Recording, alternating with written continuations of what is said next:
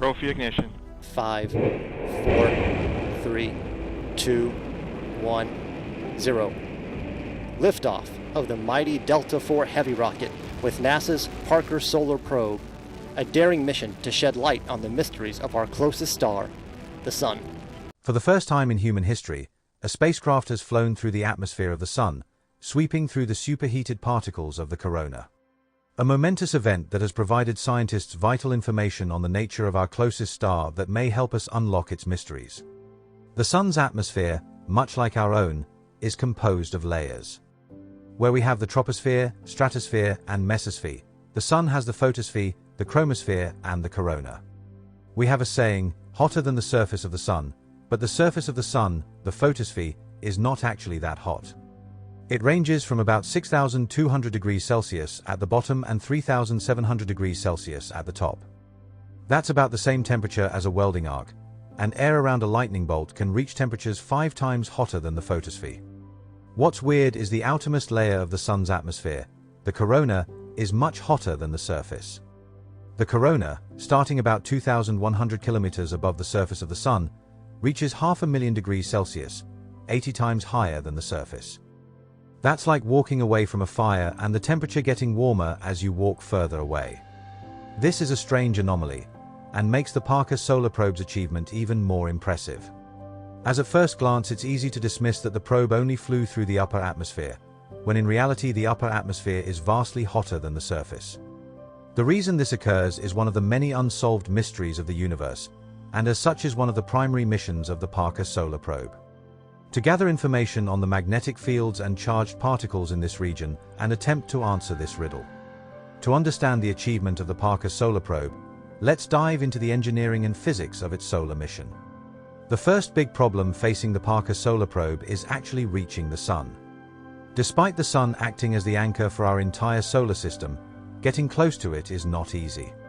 In order to bring a satellite out of orbit around the Earth, we first have to shed its velocity so that it falls back to Earth.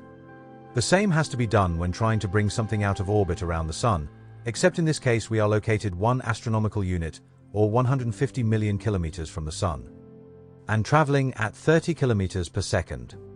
Anything launching from Earth will be imbued with this same orbital velocity around the Sun. This means in order to achieve a tighter orbit to the Sun, we need to lower the spacecraft's orbital velocity around the Sun, and this is an incredibly energy-intensive task. Especially when you add the energy needed to escape Earth's gravity. So let's say we first want to get our satellite from the Earth's surface into orbit around the Earth. This will require us to accelerate our satellite to around 9.2 kilometers per second relative to the Earth's surface. The satellite is now in orbit around Earth and traveling with it at 30 kilometers per second around the Sun. On December 8, 2018, the Parker Solar Probe launched from Cape Canaveral aboard the Delta IV Heavy, the world's second highest capacity rocket. To give the probe an extra push, the Delta IV was fitted with a special solid rocket third stage, providing an additional 3 kilometers per second of thrust for the typically 2-staged rocket design. Yet, even with this added power, the probe would have never gotten close to the Sun. To achieve its record-breaking flight, 1/7 that of the previous record held by Helios 2, the Parker Solar Probe completed an astounding 5 gravity assists by Venus, with an additional 2 flybys due in 2023 and 2024. This number of flybys was needed because Venus is a relatively low-mass planet. The magnitude of velocity change a planet can provide is largely determined by its gravity, which is also a function of its mass. The original plan for the probe was to do a single planetary assist by Jupiter, which would have brought the probe 3 times closer to the Sun. However, this trajectory came with some issues. Because Jupiter's orbit is so much further from the Sun, the sunlight reaching the solar panels at its aphelion would have been 25 times dimmer, requiring much larger solar panels to power the spacecraft. This poses an issue when the spacecraft moves around Jupiter and begins to accelerate towards the Sun. The heat of the Sun would destroy the solar panels, and at this size, they could not retract and hide behind the Sun's shield.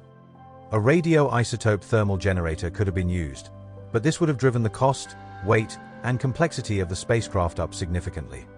The shield is primarily constructed from 11.4 centimeter carbon foam, a truly fascinating material developed by one of the most famous material innovation labs. This is how the particles of the carbon foam look under a scanning electron microscope. Here we see an incredibly porous material, dominated by open space, making its internal volume 97% empty spaces.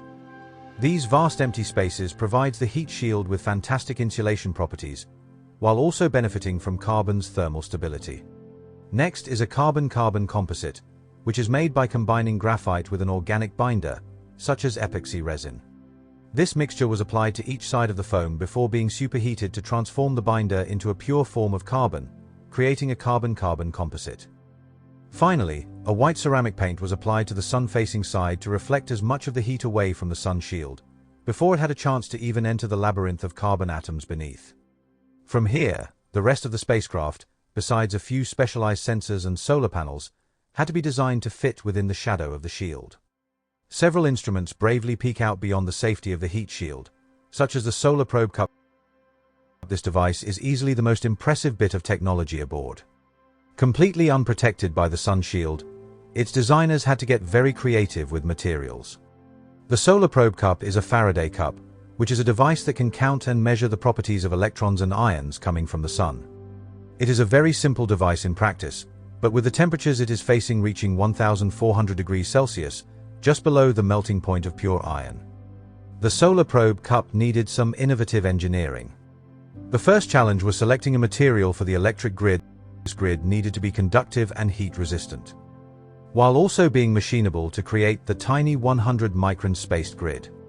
Tungsten was chosen, the same material used in incandescent light bulbs here on Earth, as they are capable of surviving the extremely high temperatures needed to generate light. Tungsten light filaments operate at temperatures as high as 3,000 degrees Celsius, so they are more than capable of surviving these temperatures. However, machining tungsten into a grid this fine is difficult. Machining on a micron scale like this is not done with traditional tools. The grid will break with the force required to shave the metal away. Instead, lasers are typically used to etch away tough metal materials. But because tungsten is so heat-resistant, lasers would not be capable of melting the tungsten to form the grid. Instead, acid etching was used. Next, they needed electrical cables capable of supplying the grid with power. The two most commonly used conductors here on Earth, copper and aluminium, would turn to a pool of molten metal in these conditions.